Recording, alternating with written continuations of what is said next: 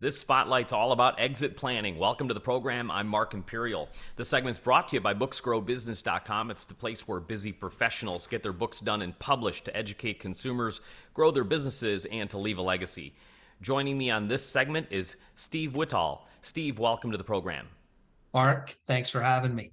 Tell us a little bit about your work and specifically who are the types of clients that you help? I help small, mid-sized businesses, specifically what I would describe as stage two entrepreneurs. And I help them with strategy, growth, and exit planning.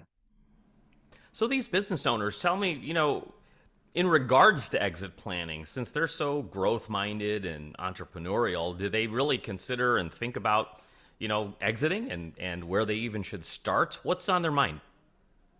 Yeah, I think exit might even be a bit of a negative word because most entrepreneurs spend a lot of time building their baby, if you will, and handing it off to someone else, or even potentially harvesting the value of what they built, i.e., selling it, is a difficult concept for them. So, no, I don't think they spend, well, the majority don't spend a lot of time thinking about the exit. So tell us a little bit about some of the maybe myths or misconceptions that they do have in their mind then. Do they have preconceived notions? Well, I suppose the biggest one is that there will be somebody ready to buy my business when I'm ready to sell it. And 80% of the businesses in North America that are put up for sale never actually sell. Um, and I would say maybe the second preconceived notion is when it's time to sell my business, that number that I have in the back of my head, that's what I'm going to get. And again, I think the first problem is finding someone to buy it. And the second problem is, do you really know what you need to fund the next phase of your life?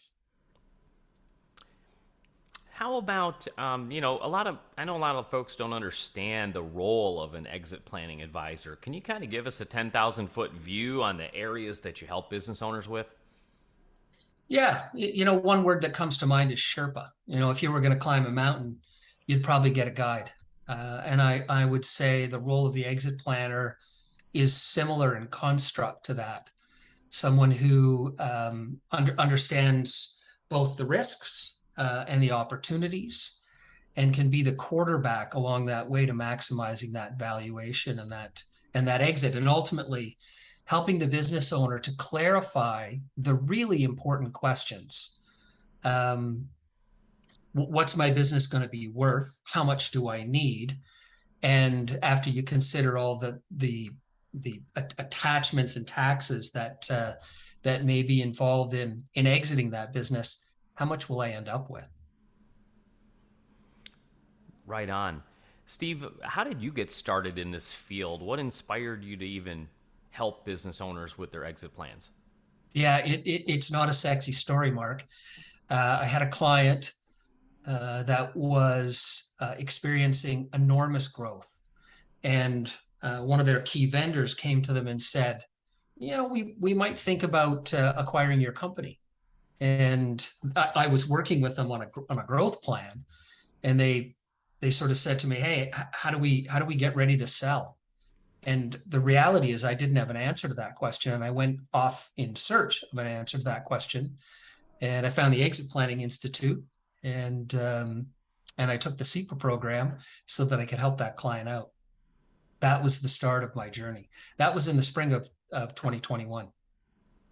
Before I ask you my last question, is there anything regarding exit planning that I didn't think to ask that you feel is important to share with business owners? Um, well, maybe some stats. First of all, um, 2/3 of the disposable income in North America is controlled by baby boomers. Somewhere north of 12,000 baby boomers are reaching retirement age, or 65, every single day. Every single day. 48 of every $100 spent with a small business stays local. It's kind of a societal woven into the fabric of our two nations. I'm Canadian, Mark.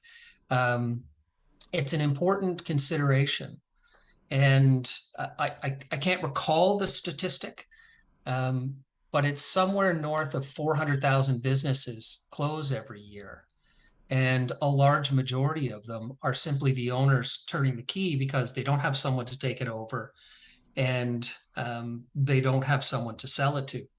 And if you consider that baby boomer math is simply growing, the competition for the dollars out there that are available to acquire a business is getting more and more intense. Preparation, as with all things in life, is critical. It's pretty important.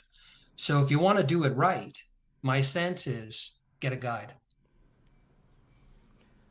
So, Steve, for business owners listening now that would like to speak with you, how can they find you, connect with you, and learn more? The best way, Mark, really the simplest way is on LinkedIn.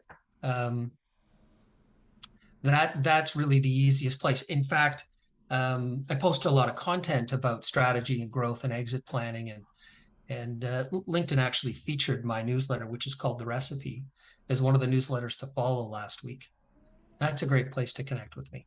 Okay, terrific. Steve, this has been great. I really appreciate you taking the time to share with my audience today, and I wish you continued success for you and for all of your clients.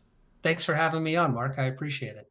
That was Steve Wittal, and this segment's brought to you by booksgrowbusiness.com. It's the place where busy professionals get their books done to educate consumers, grow their businesses, and to leave a legacy. That's all for now. I'm Mark Imperial, and thanks for joining me.